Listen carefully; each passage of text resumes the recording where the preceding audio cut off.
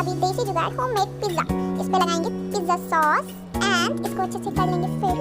And उसके बाद इसमें हम अपनी सारी वेजीज डालेंगे जैसे कि कैप्सिकम, टमाटो, अनियन। इसको अच्छे से फिल अप कर लेंगे। एंड अगर आपको वेज की रेसिपी चाहिए तो आप हमें कमेंट सेक्शन में बता सकते हैं।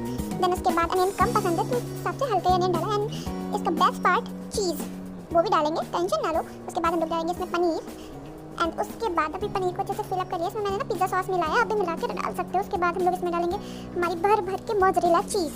एंड चीज़ फिल अप होने के बाद करेंगे इसको वेक। चीज़ में कंजूसी नहीं, हम इसको करते हैं वेक। इसी जुगाड़ से वेक करते हैं, कढ़ाई में रख के। यानी ये हो चुका है वेक। आप भी बनाओ, खाओ पियो, मौज करो। Thanks for watching.